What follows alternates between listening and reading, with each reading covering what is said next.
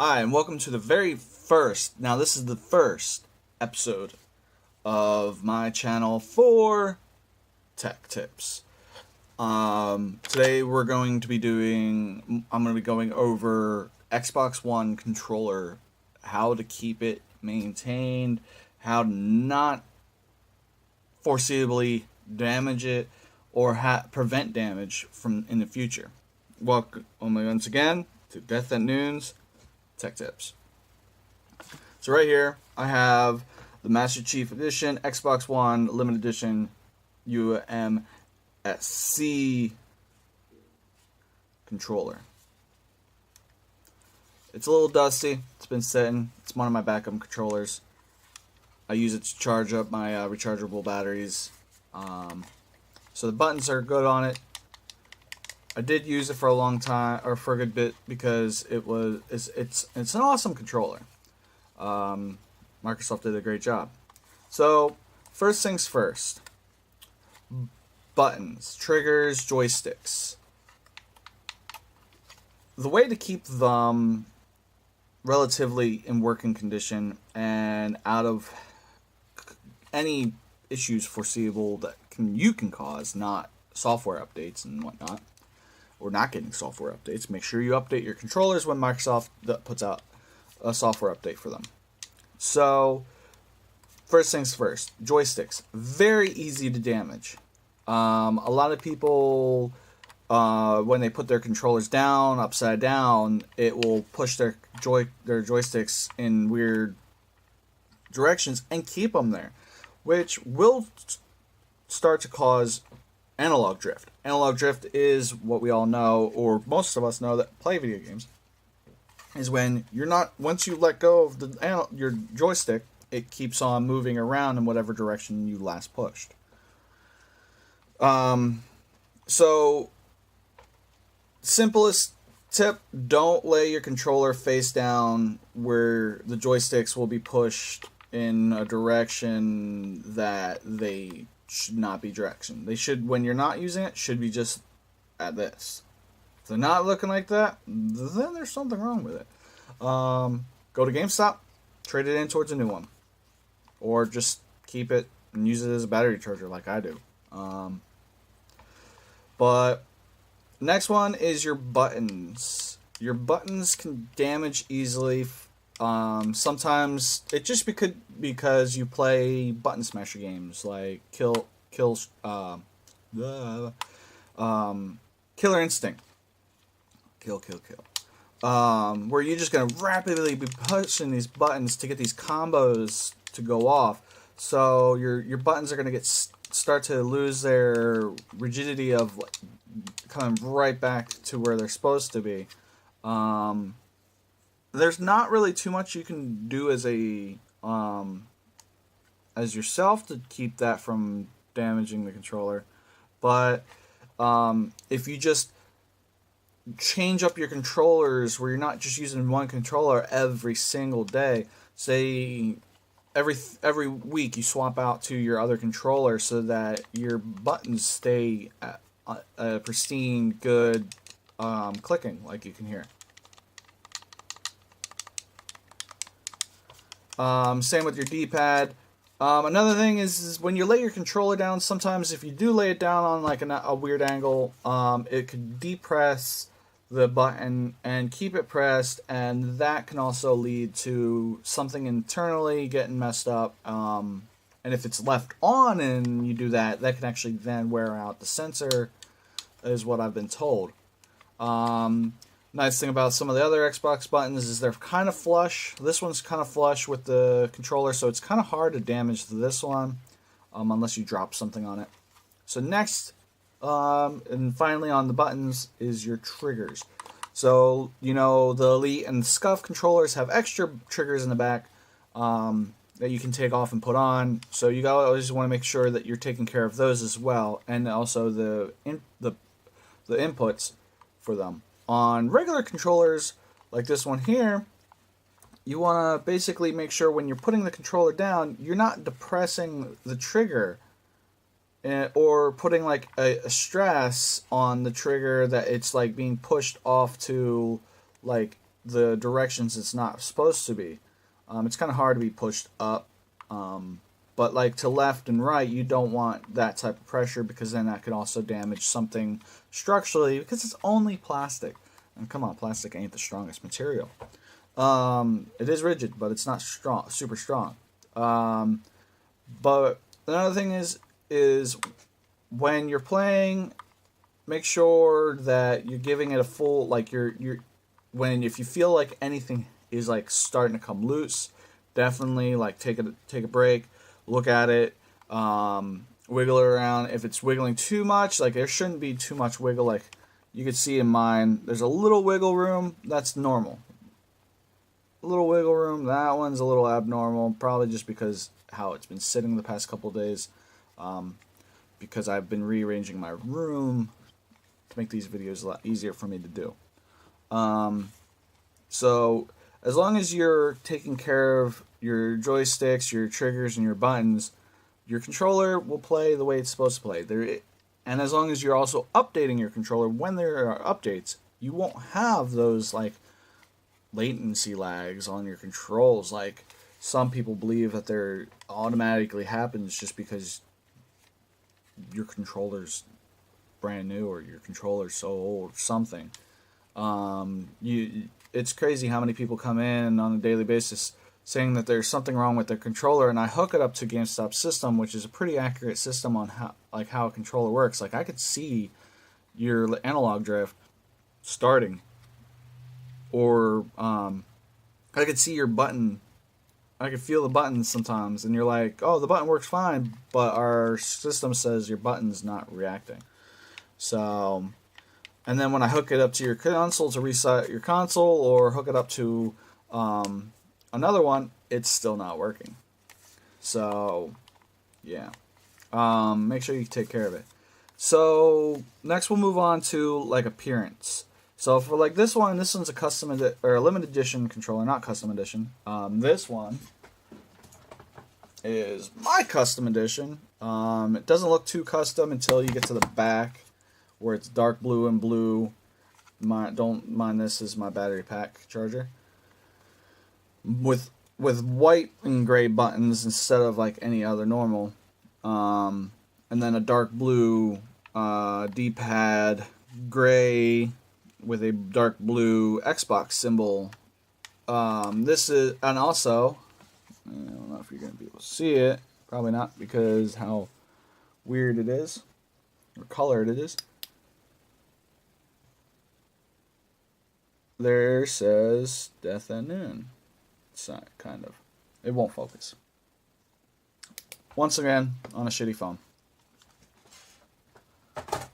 So, with those like custom controllers like that one, and limited editions one like this one, or limited editions kind of like this one, because this is one from, it may look normal, but it's actually from the Xbox Scorpio. So it's kind of a limited edition. Actually, it is a limited edition technically. So what you want to do is just make sure to keep that pristine like look to them. You just want to make sure that you go over it with a wet wipe every once in a while to get like your grease from your hands off of it. If you decide to play games and eat while eating food, or watch movies while eating food, or TV shows while eating food, and you pick up your controller, you're gonna get residue from your hands on the controller from that food.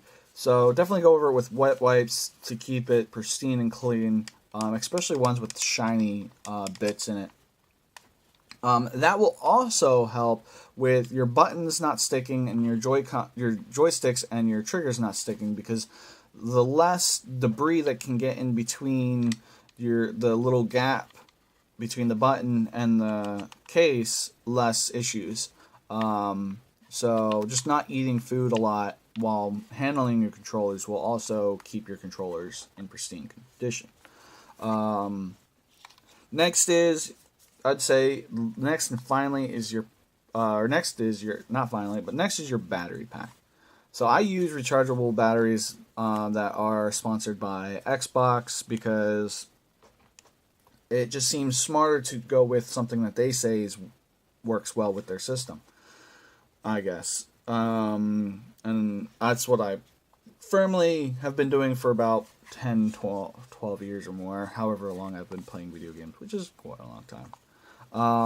But making sure that when you put in the certain battery packs that you're putting them in where they snap into place smoothly instead of like forcing it in, trying to get it to go in there, because that's when you'll damage these plates that the battery makes connection to, and then your controller won't connect to it, or it could do something really bad, like, I don't know, short circuit and destroy your whole controller. It won't catch fire, obviously, unless you have like one of those batteries that might explode like iPhones.